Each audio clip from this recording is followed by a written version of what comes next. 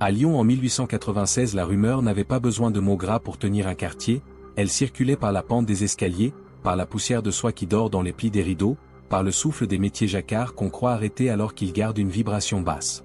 Dans la Croix-Rousse, la règle s'énonçait sans article ni adjectif. Tout enfant qui entend la berceuse meurt à 7 ans, non pas un jour proche, le jour exact, à l'heure exacte où l'on avait compté ses bougies.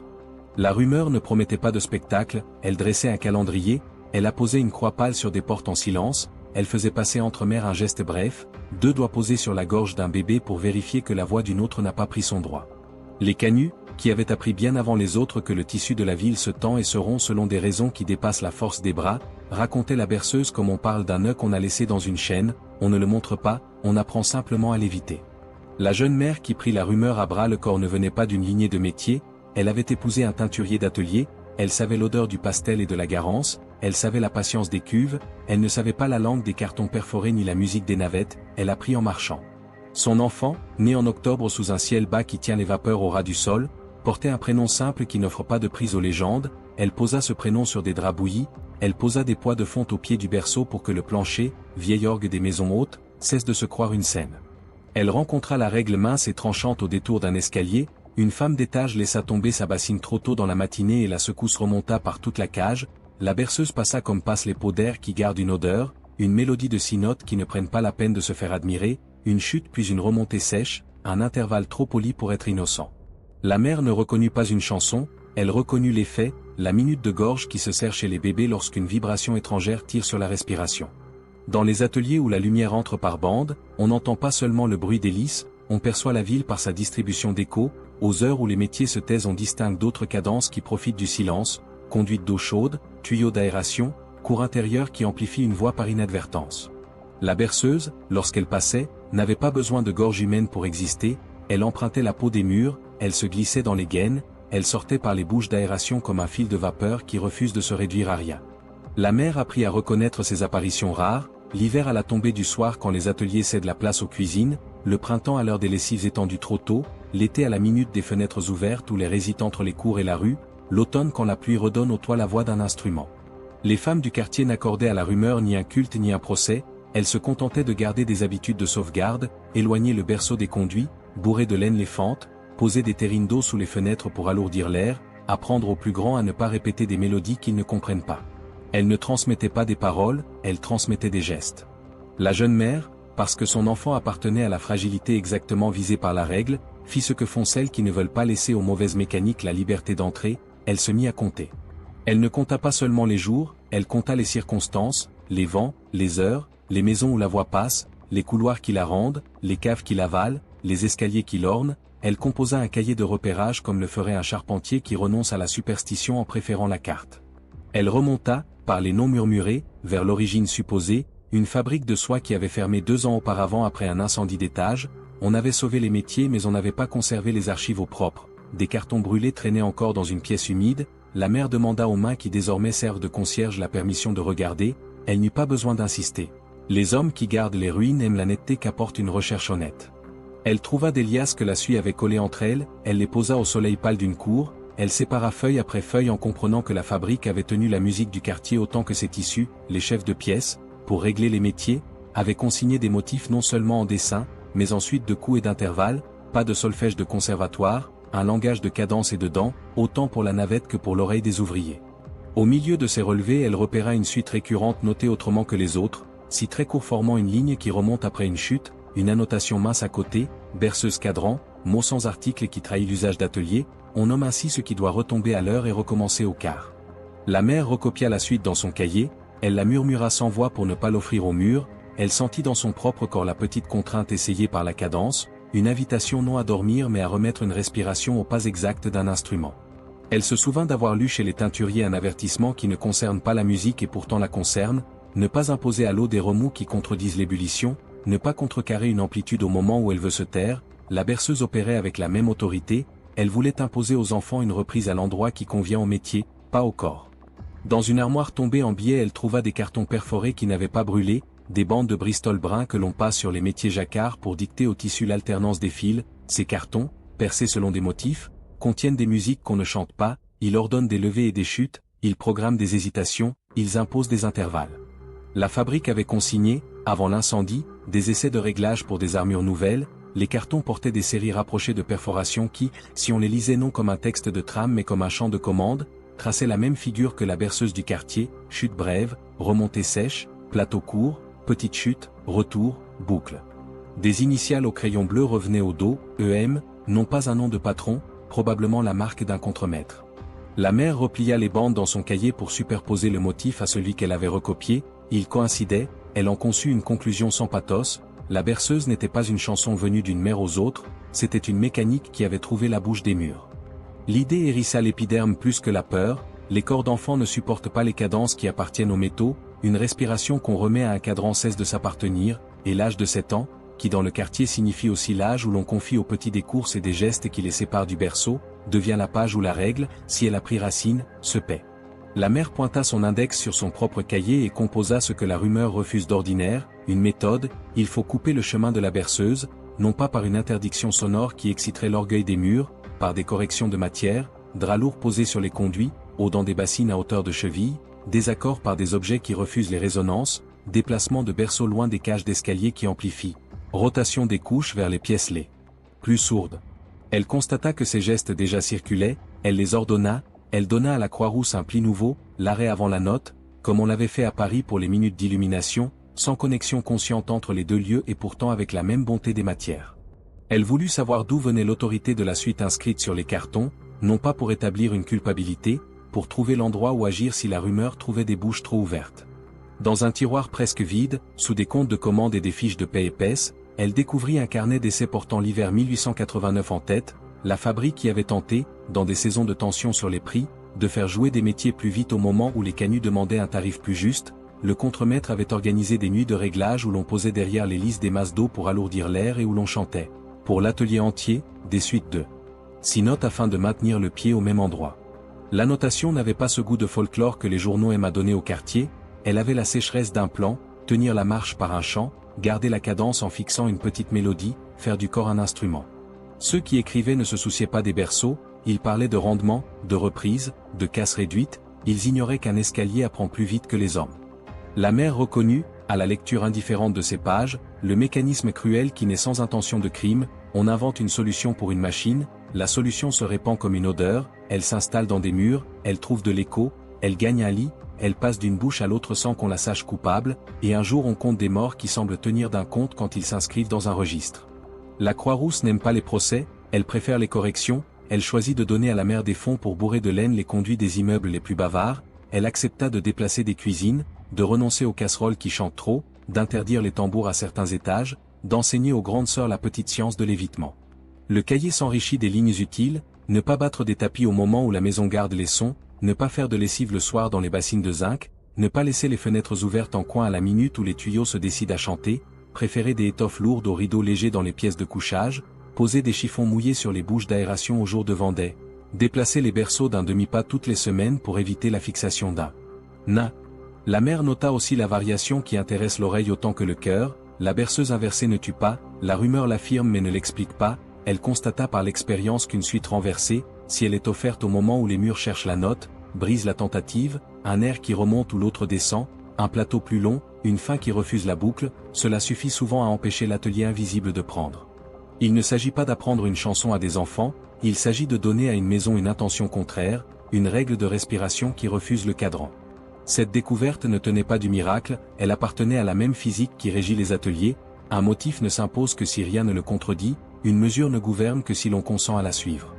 L'inversion, offerte par une voix douce, une valse de pas dans la chambre, une petite poignée de coups du plat de la main sur un bois épais, fait perdre au motif sa prétention. Elle déclare à la maison que les occupants n'accepteront pas le couplage.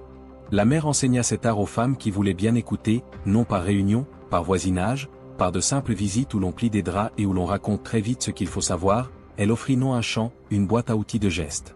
Restait l'arithmétique cruelle qui avait donné au quartier son inflexion tragique: des enfants étaient morts à 7 ans, la rumeur avait raison, des prénoms s'alignaient sur les registres de la paroisse avec une régularité qui glace, le jour exact, parfois l'heure exacte qui répond à un motif. La mère ne transforma pas ces morts en emblèmes, elle fit ce que les consciences justes font, elle rangea les prénoms dans le cahier non pour faire un mur, pour obliger la main qui écrit à tenir la ligne, à ne pas relâcher les corrections. Elle constata, au fil des mois, que la courbe se déplaçait, la dent d'essai en perdait son tranchant, les décès cessèrent d'obéir à la mécanique, la tragédie, sans disparaître, s'arracha aux minutes des murs. Il n'y avait pas de miracle, il y avait des draps humides posés à la bonne heure, des bassines d'eau sous les fenêtres, des berceaux déplacés de 2 doigts, des cartons perforés roulés dans des armoires et plus jamais passés sur des métiers. La fabrique, de son côté, avait repris une activité sous un autre nom, avec des chefs de pièce moins sur 2, tentés par des réglages qui ne requièrent pas l'oreille des hommes. La mère demanda aux nouveaux de renoncer aux essais chantés, elle n'eut pas besoin d'élever la voix, les contremaîtres, qui avaient vieilli dans les hivers d'avant, connaissaient la fatigue des systèmes qui veulent régner sur les corps. Ils promirent sans cérémonie d'interdire la berceuse de cadran à l'atelier, ils jurèrent moins à la morale qu'au bon sens, ils savaient que les murs redistribuent ce qu'on leur donne. Au printemps une découverte vint déplacer le centre de gravité de la rumeur, dans un coffre d'une petite école de la montée Saint-Sébastien, un maître avait conservé des fiches d'audition qu'il utilisait pour faire travailler la mémoire des élèves. Sur plusieurs séries de l'année 1890 on remarquait le même motif noté par des enfants qui n'avaient aucune raison de l'inventer, citeraient une boucle, puis un renversement maladroit. Certains inversaient sans savoir qu'ils corrigeaient, d'autres suivaient la pente et éprouvaient le malaise qui va avec. La mère lut dans ses feuilles une leçon d'anatomie sonore, l'enfant ne sait pas distinguer un motif de métier d'un motif de chambre, il prend ce qu'on lui offre, il le rejoue, il devient instrument s'il n'y a pas d'autre instance. Dans cette école le maître, sans connaître la rumeur, avait imposé une règle de contre-champ, il demandait à ses élèves de répondre par la remontée à chaque chute proposée, par simple jeu, par simple discipline de cœur, il avait sans le savoir désarmé en partie la berceuse. La Croix-Rousse commença alors de donner à la rumeur un autre nom, non plus la berceuse interdite, mais l'ancienne mesure, manière de la renvoyer au musée des erreurs, on ne l'aimait pas davantage, on la posait sur une étagère mentale, on la regardait avec la fatigue réservée aux outils mal conçus. La mère, fidèle à la précision, ne se détendit pas, elle savait que les murs gardent des habitudes, elle continua d'enseigner la lourdeur utile au conduit et la légère obstination aux pas et aux mains. Elle rencontra, au fond d'un carnet de contremaître, l'indication technique qui lui manquait, l'origine du renversement. À l'hiver 1889, lors d'une panne de courroie, on avait imposé au métier une halte en plein motif et on avait repris en sens inverse pour ne pas perdre la chaîne. L'atelier avait observé que cette reprise inversée soulageait la fatigue des pièces. La phrase à la marge s'écrivait comme un aveu de mécanique qui vaut pour les poumons autant que pour les dents d'un cylindre. Inversé soulage. La fin de l'année 1896 approcha avec des fêtes qui soutiennent les quartiers pauvres. La ville, par sa coutume, plaça des crèches et des branches de sapin où il n'y a pas d'arbres, les escaliers gardèrent l'odeur de suie et de farine, la berceuse tenta 2 apparitions au détour de conduits trop secs, l'une fut étouffée par une cuvette d'eau posée au bon endroit, l'autre fut brisée par une marche dans la chambre au moment où la note cherche un plateau. Un pas de mère qui refuse d'aller haut. Rythme des murs suffit, la respiration d'un bébé se maintint au lieu de se rendre.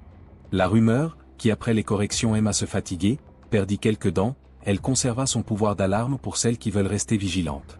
La mère replia ses papiers, elle colla dans son cahier des morceaux de carton perforés pour rappeler aux saisons suivantes le point de départ de l'affaire, elle glissa au milieu des notes une phrase sans ornement, ne pas laisser le champ des métiers entrer chez les vivants, elle posa sur une étagère de cuisine les cuvettes propres qui attendront les Vendées, elle recouvrit les bouches d'aération d'un voile qu'on saura mouiller à l'heure, elle apprit à son enfant, qui maintenant tenait debout en riant, à jeter un regard curieux vers les fenêtres sans les offrir au son. Elle sut que le combat ne gagnerait pas un mot de triomphe, elle sut que l'histoire se range mieux quand on ne l'habille pas, elle décida de transmettre sa méthode à 2 voisines qui savent écrire et compter, elle les chargea de copier la page sur l'inversion, elle leur demanda de la perdre dans la pile des recettes, c'est là que les villes conservent le mieux ce qui les maintient. Au-dessus de la colline, là où les murs ont moins de mémoire parce que le vent a plus de droit, la berceuse se perdit en échos faibles qui ne mordent plus, en bas, dans les traboules, elle traîna un peu, le temps que les corrections se fassent habitude, le temps que les conduits apprennent la lourdeur, le temps que des mains posent des draps au bon endroit sans parler d'anciennes peurs. L'hiver tint sa note, la fabrique rouvrit par morceaux, la rumeur trouva sa place dans la bouche des femmes âgées qui aiment rappeler ce qui fut sans le grandir, et la mère, qui avait refusé dès le premier soir de laisser son enfant au cadran des métiers, sut que la prochaine étape n'appartenait ni au carton ni au registre, elle concernait la manière dont les maisons se souvenaient du champ. Elle regarda la poussière des plafonds, elle se souvint de la paume d'un verre à Paris, elle se dit que la Croix-Rousse avait, elle aussi, un châssis invisible, non pas de verre, de plâtre et d'air, qu'il fallait, une fois encore, poser sur cette peau des gestes pauvres. La suite débuterait par une descente vers les caves que l'on ne nettoie jamais complètement, par une visite aux tuyaux qui s'entendent, par une écoute du quartier comme on écoute un vieux métier qu'on veut empêcher de se reprendre, sans colère, avec des bassines d'eau et des pas inversés. Elle descendit d'abord vers ce que les maisons refusent de regarder quand elles se vantent de leur façade, les caves, les couloirs d'ombre entre 2 murs porteurs, les bouches d'aération scellées à moitié, les tuyaux en fonte qui transportent autant d'haleine que d'eau. La Croix-Rousse, quand on la lit par-dessous, n'est plus un quartier d'ateliers et de fenêtres hautes, c'est un labyrinthe d'échos conservés, une fabrique de timbres, une archive d'ondes. La mère a pris ces longues galeries qui rejoignent une cour à l'autre par une marche étroite, elle prit l'habitude de tester les murs avec les phalanges comme le font les charpentiers qui devinent la fatigue du bois, elle perçut les points où la pierre parle trop, elle nota les angles où l'air réalise des boucles, elle dressa sur son cahier des rectangles sans beauté où l'on voit, par des traits brefs, des nœuds. Une maison qui n'a pas été corrigée depuis l'hiver, des gestes manquants sonnent à certains endroits comme un verre fin qu'on a trop fait teinter, le canal de fumée rend le mie, la cage d'escalier prend la chute, les conduits ajoutent la remontée, l'ensemble compose la berceuse sans voix, et la mort, le jour des 7 ans, ne vient pas comme un spectre, elle vient comme l'achèvement d'un motif. La méthode se fixa par une série de corrections pauvres. Elle bourra une première bouche d'aération de linge trempé, elle posa sous une marche creuse une terrine d'eau qui alourdit l'air à la hauteur des chevilles, elle colla sur un coude de tuyauterie un cuir épais qui casse un tintement, elle fit glisser un tapis serré au pied d'une cloison qui amplifie, elle plaça dans un palier froid un carré de laine qui refuse la reprise, elle ordonna aux femmes qui voulaient bien de répéter ces gestes à des heures justes, pas au hasard, au moment précis où la maison, entre jour et nuit, cherche sa note. Le soir, lorsqu'elle remontait vers la chambre, la maison ne vibrait plus au même endroit, la concession qu'elle obtint était faible mais constante, la première boucle ne se refermait pas, la chute n'appelait plus à remonter, la berceuse perdait la moitié de sa denture. Elle découvrit que le quartier avait ses lieux de commande comme une machine, des traboules font des ponts entre des cages d'escalier, certains paliers s'entendent à 3 maisons, un soupir de pierre commande une ruelle entière, un palais d'air se dresse à la saison sèche, un accord de gouttière gouverne un soir de pluie. Elle apprit à laisser en place des corrections anonymes que personne ne s'attribue, un drap humide cloué sur le revers d'un soupirail, un seau posé à demeure au-dessus d'un coude, un rond de feutre agrafé derrière un claustrat, un sac de sable coincé contre une niche, autant de contre-instruments que les yeux pressés confondent avec du désordre alors qu'ils tiennent une loi. Les jours de Vendée imposaient des ajustements, les sons gagnent de la vitesse et de la fermeté sous ce flux-là, elle alourdissait davantage, elle ouvrait à contresens les petites fenêtres hautes pour déjouer l'alignement, elle acceptait, ces soirs-là, de ne pas faire de cuisine dans les bassines de zinc qui chantent trop vite, c'est ainsi que les habitudes retrouvent une bonté. Les archives de la fabrique fermée, que l'on croyait avoir vidées de leur précision, livrèrent un complément essentiel à la faveur d'une boîte couverte de suie que la pluie fit glisser d'une étagère.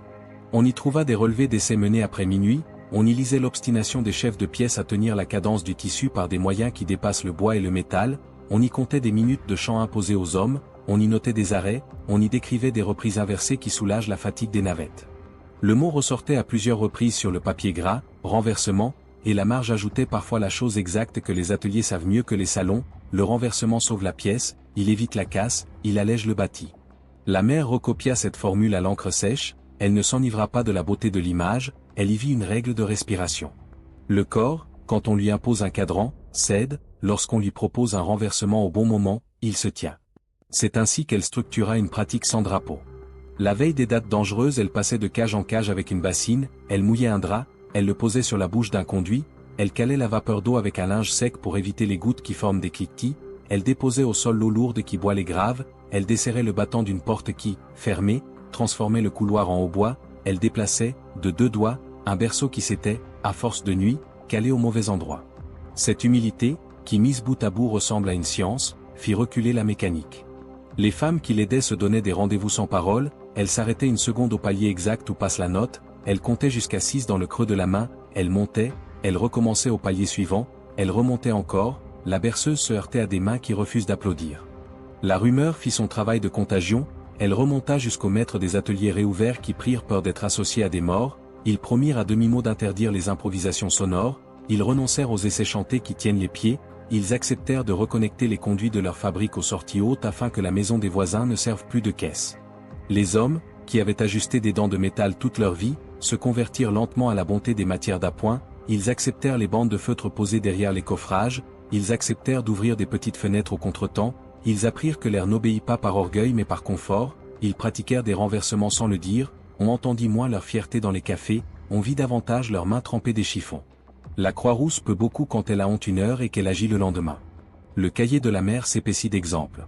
Quelquefois la berceuse se glissa par un chemin qu'elle n'avait pas prévu, un tuyau de descente relié à un poêle vide passa la note comme un instrument à pavillon, la correction vint par un rond de liège posé à la jonction, on y coupa la prétention d'un métal mal placé.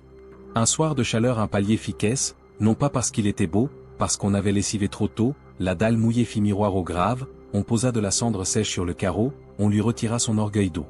Un matin de vent, la cloche d'une école, mal gérée par un sacristain pressé, trouva le chemin des conduits de 2 maisons, on fit taire la cloche sur ces heures-là, on planta une corde dans un autre sens, on lui interdit de s'affiner. Chaque correction réussie entra dans le manuel qui circulait déjà sous un autre nom, recette pour tenir les maisons. La date, 7 ans, approchait pour l'enfant, le quartier, qui n'aime pas les cérémonies, le sus en rite.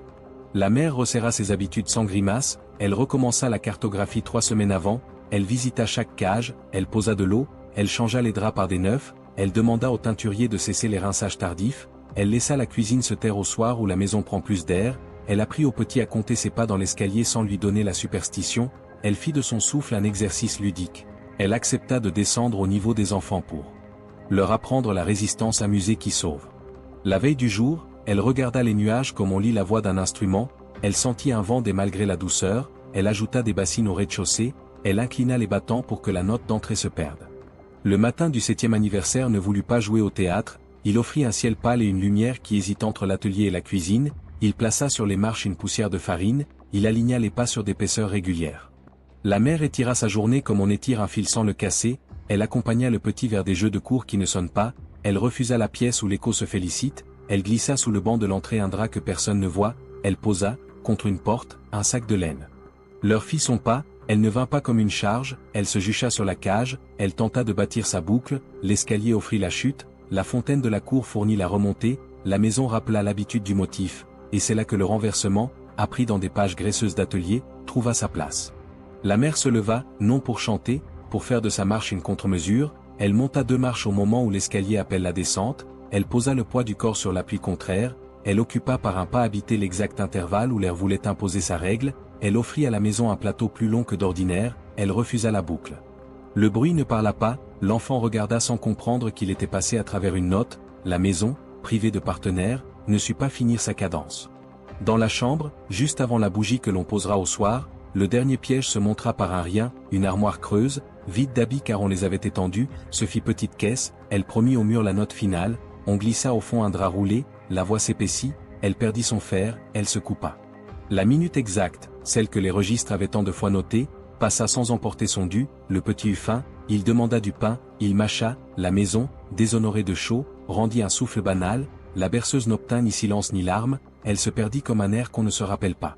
La mère n'écrivit pas victoire, elle nota simplement, passage tenu, et elle ajouta dans la marge ce qu'il faut transmettre à celles qui n'ont pas de phrase, résister, non par le cri, par l'inversion. Le quartier, qui avait, depuis des saisons, déplacé sa peur vers des gestes, prit cet événement comme on prend le retour d'un homme que la mine avait l'habitude de garder, on ne fit pas de procession, on reconnut les corrections, on promettra demain d'en faire autant.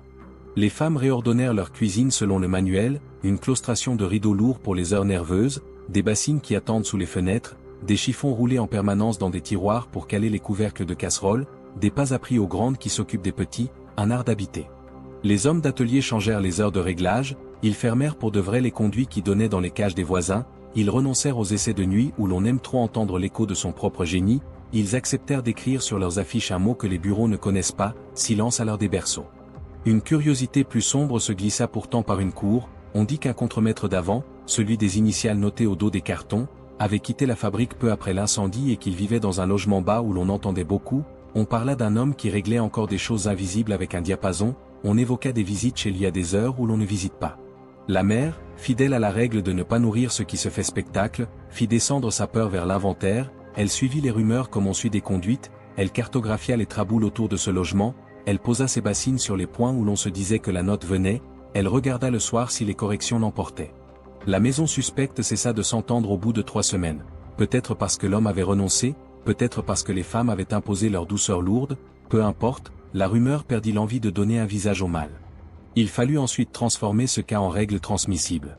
Elle reprit ses notes, elle en tira un petit livret sans nom, pas un manuscrit de superviseur, un carnet de cuisine pour la voix invisible, on y lisait page après page des prescriptions sans prestige, toujours poser l'eau sous les bouches d'air avant la nuit, tenir des draps épais propres, les humidifier sans les inonder, éviter les bassines de zinc au crépuscule, préférer des marmites épaisses, surveiller les armoires creuses, glisser des cuirs sous les battants qui sifflent, inverser par là. Marche aux minutes clés, ne jamais offrir de berceuse au mur, réserver les champs aux bras.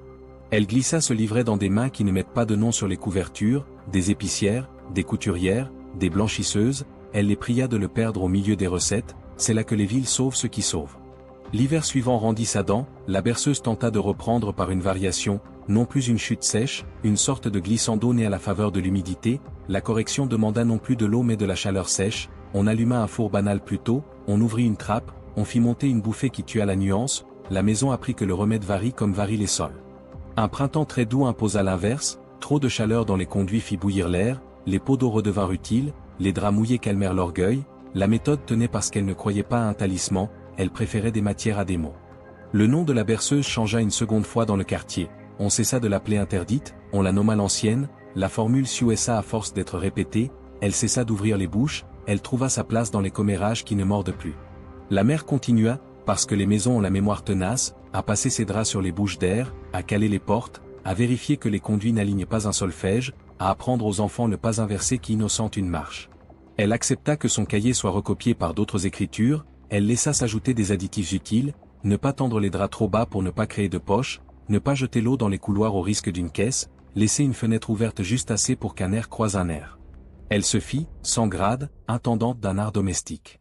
Un jour, à la faveur d'une réparation dans une vieille fabrique, on retira des caisses un lot de cartons perforés qui n'avaient jamais servi car ils appartenaient au motif de la berceuse cadran, on les proposa à la vente pour des bricoleurs, la mère passa par là, elle acheta la pile, elle ne chercha pas à la brûler, elle la rangea dans une armoire où elle garde les choses dangereuses qu'on neutralise par l'oubli, elle nota sur le carton du dessus, ne pas passer, et elle n'ouvrit plus cette porte. Le quartier, par la grâce de centaines de petites corrections, rendit au 7 ans l'âge des premières courses et des rires qui résonnent sans mal.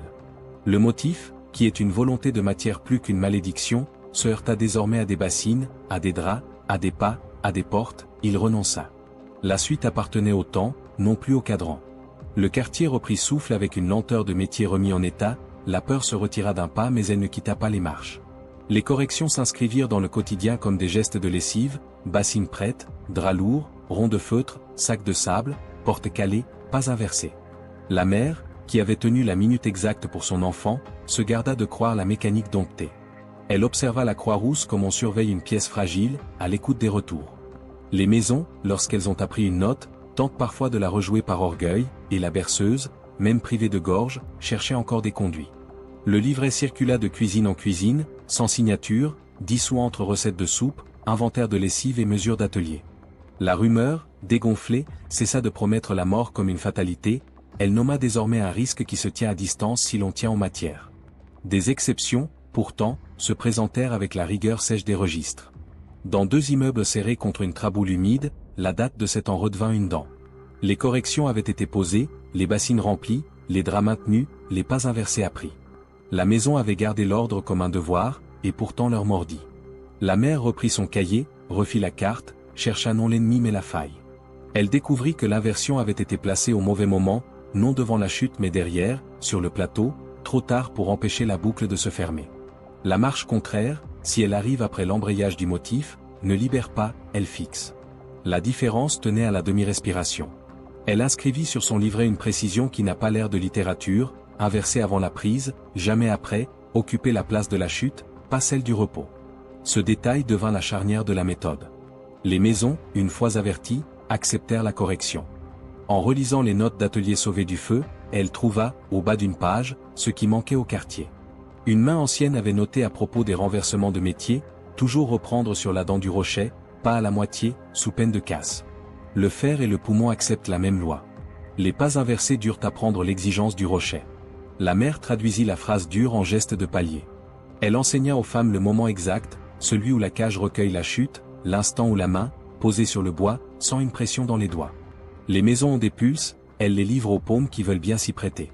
Au seuil de l'instant, un pas contraire suffit. Après, l'effort enferme. La fabrique rouverte, sous un patronage neuf, tenta de se donner une vertu.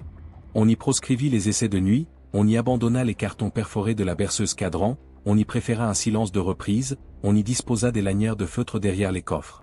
Un contremaître aux initiales qui revenait sur les dos de cartons disparus du quartier sans laisser d'adresse. La rumeur voulut lui prêter une culpabilité pleine, la mère s'en détourna. Elle préféra la géographie des conduits. Elle préféra les bassines. La Croix-Rousse se maintient par des pauvres choses. L'année suivante, une cloche neuve installée sur une chapelle latérale troua le calme par excès de zèle. Le beffroi aligna sa demi sur la minute où les cages cherchent leurs notes, et la berceuse, séduite par ce guide trop exact, tenta un retour. On n'accusa pas la cloche, on la corrigea. On décala la corde d'un nœud, on imposa au battant une petite pièce de cuir, on força le métal à perdre son bord. La cloche garda son service sans mordre les paliers. Les corrections, désormais, se déployaient au dehors autant qu'au dedans. La ville entière apprenait le renversement par des détails d'atelier. La mère vieillit à la bonne façon des femmes qui ont multiplié les gestes utiles. Ses mains gagnèrent une mémoire. Elle savait la température de l'air en pinçant un rideau, la volonté d'un conduit en caressant la pierre, l'humeur d'une cage en posant la paume sur la rampe. Son cahier s'épaissit, non de théorie, de cas. Une façade enduite imperméabilisait trop, elle faisait caisse, on y accrocha un tapis à demeure sur le palier haut. Une gouttière neuve résonnait comme une flûte, on y glissa un boudin de toile. Une boutique remplaça son poêle par un appareil qui sifflait, on y posa un coude en terre cuite au lieu du métal. Chaque correction ajoutait une ligne au manuel. Les hommes d'atelier, sans phrase, venaient poser de leurs mains des renversements. Une fraternité sans nom liait les cuisines aux mécaniques. Le plus troublant vint d'une variation discrète. Dans un immeuble où tout avait été tenu, un enfant tomba malade la semaine de ses 7 ans, sans que la minute ni les murs n'aient pris leur mot. La mère refusa la tentation de la fable. Elle suivit la piste des objets. Une flûte de foire, mince et brillante, avait été offerte le dimanche. L'objet modeste, posé près du berceau, se fit conduit. Le petit, de lui-même, souffla la suite de 6 notes en jouant. Le motif n'avait pas besoin d'un mur. Il avait trouvé une bouche. La correction, ici, consistait à renoncer. On retira l'objet, on garda le silence, on dispensa des jouets qui ne chantent pas sur des intervalles. Le livret ajouta une page sèche, ne pas offrir d'instruments au motif, éviter les jouets à résonance dans les semaines qui précèdent la date. Les mères firent passer cette injonction sans moraline. Les enfants trouvèrent d'autres jeux. La Croix-Rousse accepta d'établir une cartographie musicale. Non des portées, des teintes. On colora des couloirs en sourd, en clair, en vif. Les paliers vifs reçoivent d'abord les draps mouillés. Les clairs demandent un pas. Les sourds réclament un entretien pour ne pas se changer en boîte. La topographie, transmise de bouche en bouche, dessinait des faubourgs d'air. Les traboules, qui avaient servi de couloir à la berceuse, devinrent des rubans de renversement. On y plaçait des terrines de façon régulière. On y maintenait des rideaux épais. On y apprenait à faire marcher les enfants au contretemps. La mémoire technique se renforça d'un office inattendu. Un organiste, descendu de Fourvière pour régler un harmonium de chapelle, écouta la maison comme on écoute une nef. Il n'offrit pas sa science en maître. Il proposa des silences. Les orgues savent les places où le vide tient. La mère traduisit l'idée en cuisine. Elle introduisit des pauses sans bruit aux minutes où les maisons tentent la boucle. On y cessait tout. On y laissait l'air se dégonfler. Le livret ajouta une ligne, silence inversé, 3 souffles sans son à la minute qui mord, le corps renverse ce qu'il ne chante pas. Les enfants apprirent à jouer à ne rien faire dans l'escalier au moment clé. Cette discipline innocente devint un jeu. La berceuse s'y abîma. La ville, à sa manière, rendit hommage en déplaçant une habitude. Les cloches de quartier prirent l'usage de frapper 2 respirations après leur minute. Les veilleurs de nuit cessèrent de siffler en montant. Les écoliers apprirent un exercice drôle, monter 2 marches au pas de renversement, redescendre 3, repartir. Les imprimeurs collèrent au dos des affiches des rectangles de feutre avant de les clouer sur certains panneaux. Un menuisier trouva un angle de champ dans un placard, il colla un cuir dans l'ombre, sans l'écrire. Chaque métier ajouta une douceur à sa matière. Resta l'énigme qui résistait aux draps, aux bassines, aux pas, cette question qui a traversé les archives, pourquoi l'inversion, parfois, sauve, parfois, condamne. La piste, discrète, apparut sur des pages d'audition d'école. Les enfants qui inversaient d'eux-mêmes à contresens, c'est-à-dire trop tôt, courbaient leur souffle. Ceux qui inversaient au rocher le libéraient. La différence, plus fine qu'une ligne, avait le poids d'une vie. Il ne suffisait pas de renverser. Il fallait renverser exactement. La mère, qui avait déjà inscrit la dent du rocher, ajouta une vérification moins poétique que sûre, poser la main sur le bois du palier, sentir la pression, compter 2 battements, marcher. Sans la main, le pas pouvait se tromper. Avec la main, il s'accordait à la maison. Les femmes adoptèrent cette paume. Les enfants en firent un salut. Un hiver humide obligea à réviser les remèdes. Les draps trop mouillés goûtaient.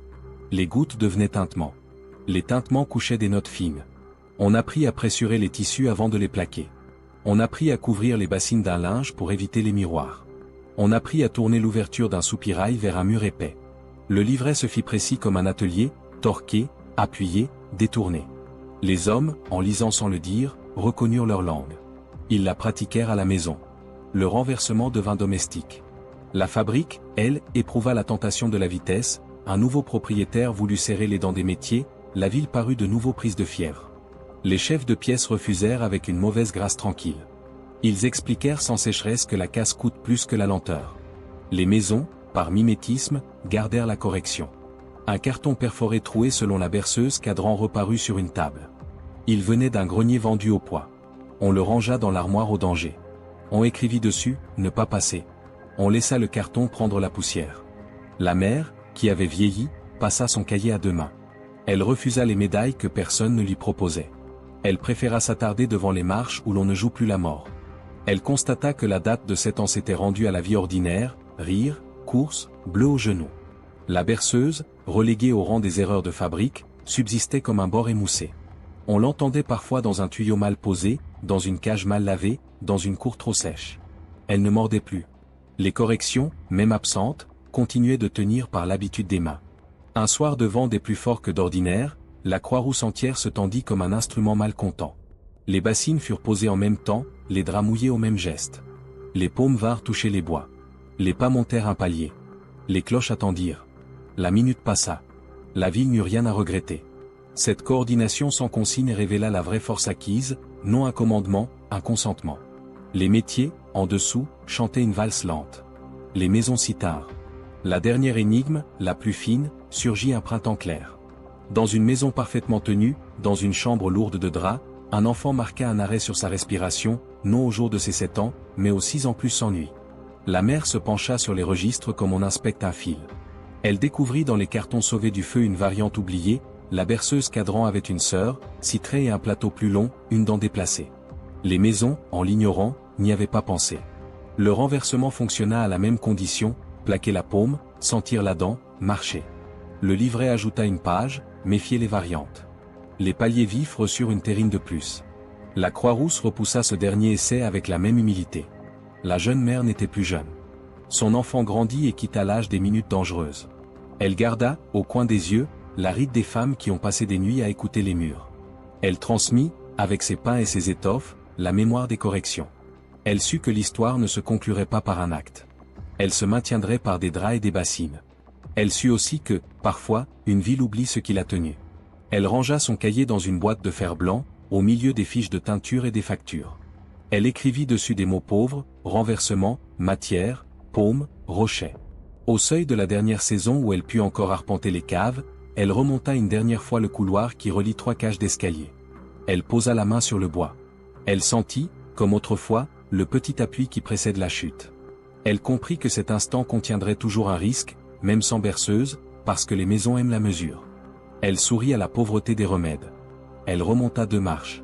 Elle laissa à la ville une habitude qui vaut plus qu'une consigne, s'opposer avec douceur à ce qui prétend gouverner le souffle. La suite appartiendrait à d'autres paumes, à d'autres draps. Le printemps posa sur la Croix-Rousse une lumière de poussière saine. Les ateliers humaient la garance et la vapeur, les enfants couraient dans des cours où les paliers restaient lourds, les cloches frappaient au retard de 2 respirations, les conduits buvaient dans des bassines, les jouets sifflaient moins. La rumeur, redevenue une histoire parmi d'autres, trouva sa place dans la bouche des vieilles qui aiment compter ce que les saisons ont corrigé. Le livret, copie tachée de farine, circulait entre des mains qui écrivaient d'autres recettes. Les maisons, dotées d'une mémoire d'air, continuaient de refuser la boucle au moment exact où la chute tente sa prise. La ville, à force de renversement, avait appris à respirer sans cadran.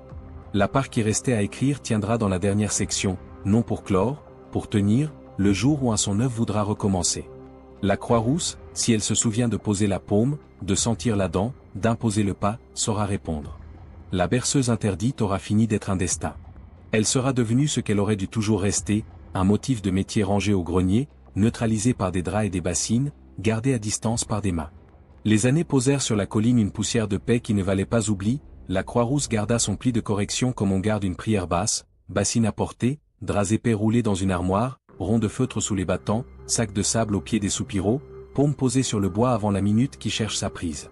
L'enfant échappa à l'âge du cadran, grandit parmi des marches tenues, apprit sans l'air de rien que les maisons ont des souffles et que l'on répond au souffle par des matières plutôt que par des mots.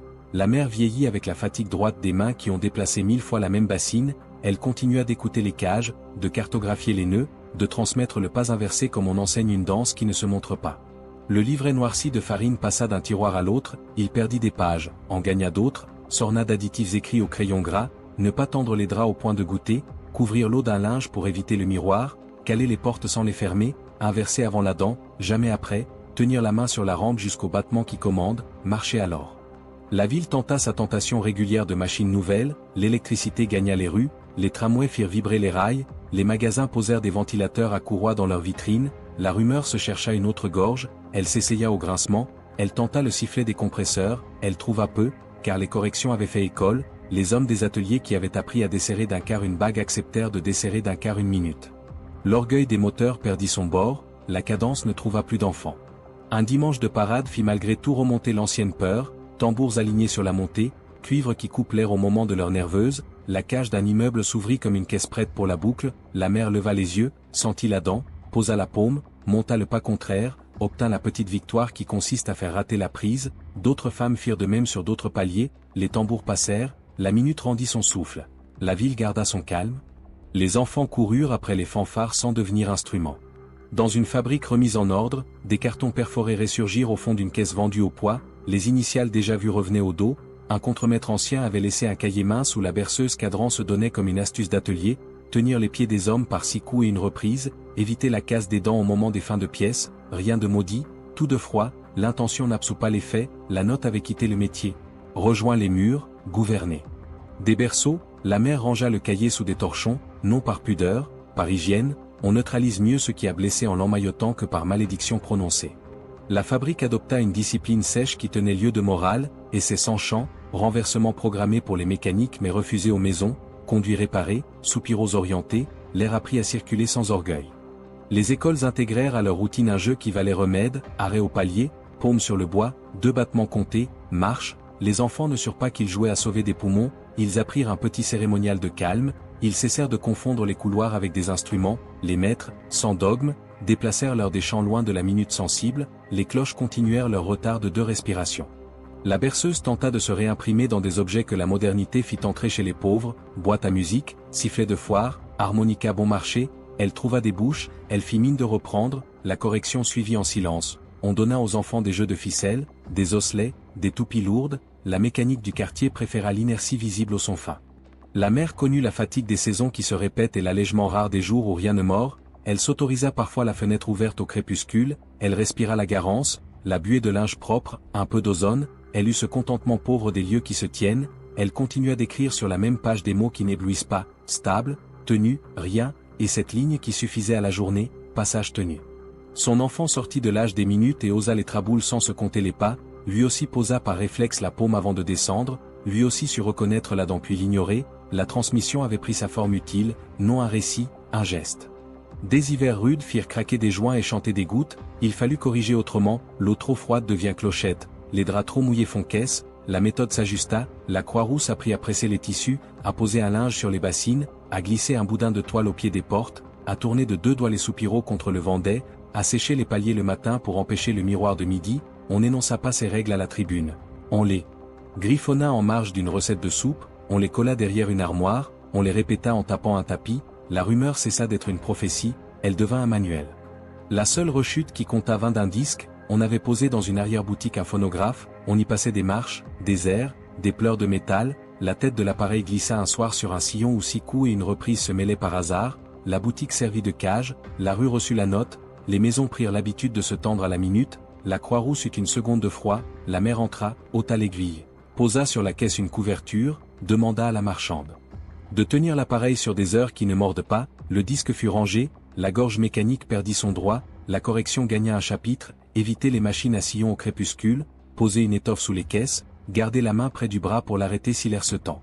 Le temps, qui a l'art de donner des fins sans fermeture, emporta la mère et laissa dans une boîte de fer blanc le cahier où l'on lit en noir un titre sans style, renversement, matière, paume, rochet, la boîte demeura des années sur une étagère de cuisine, elle survécut à un déménagement, elle servit de cale à une armoire, elle fut ouverte un jour par une petite fille qui cherchait des recettes de teinture, elle lut sans comprendre d'abord.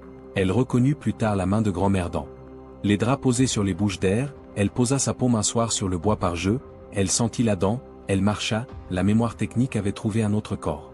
La Croix-Rousse, devenue quartier d'atelier plus discret, conserva dans ses murs la lourdeur qui refuse la boucle, les maisons gardèrent des bassines propres, les épiciers vendirent des rondelles de cuir pour les portes, les orgues de chapelle continuèrent d'apprendre aux nefs le silence utile, la berceuse, remisée au grenier des objets dangereux, se délita dans le carton et la poussière. Il resta pourtant des signes que les curieux aiment à lire, des cartons perforés marqués d'un crayon bleu qui sortent parfois d'une caisse, un couloir qui sonne trop clair les jours d'été, une cage qui veut recommencer sa boucle par vanité de pierre, des vieilles qui se penchent une seconde à l'heure sensible, des enfants qui s'arrêtent au palier par jeu, la rumeur, en s'asséchant, a laissé un savoir, on y répond par des choses, non par des phrases. La ville n'a pas bâti de plaques, elle n'a pas planté d'arbres commémoratifs, elle a placé au dos des portes des bandes feutrées, elle a fait découper par des menuisiers des coins de cuir, elle a appris à retarder les cloches, elle a glissé dans les manuels d'école un exercice de marche au rocher, l'hommage le plus juste a pris la forme d'un geste banal. Un printemps de fête fit revenir des musiques sous les voûtes, la Croix-Rousse posa sur ses marches des couronnes de verdure, l'air remplit les cages, la minute risqua sa prise, des paumes anonymes s'alignèrent sur les rampes, 2 battements furent comptés sans consigne, un pas fut posé, la boucle rata sa fermeture, la fête continua, on servit des brioches, on entoura les enfants sans les serrer, la ville eut ce contentement rare des lieux qui se tiennent sans qu'on y voie les mains. L'histoire trouva là son ton, non une morale, un maintien, bercer sans cadran, respirer sans instrument, corriger sans se montrer. La suite ne promet ni triomphe ni catastrophe, elle exige une vigilance douce, la même qui étouffa un soir la note au pied d'un escalier, la même qui posa un drap sur une bouche d'air et un cuir sous une cloche, la même qui fit reculer la dent des 7 ans jusqu'à se dissoudre dans des registres sans dessin, si un son neuf tente un jour de gouverner les marches, la colline possède un art pauvre qui déjoue les emphases, bassines d'eau, draps épais, feutres, cuir, sacs de sable, paumes, pas, rochers, et cette phrase qui suffit à la mémoire des vivants, inverser à temps, tenir, laisser au souffle sa maison.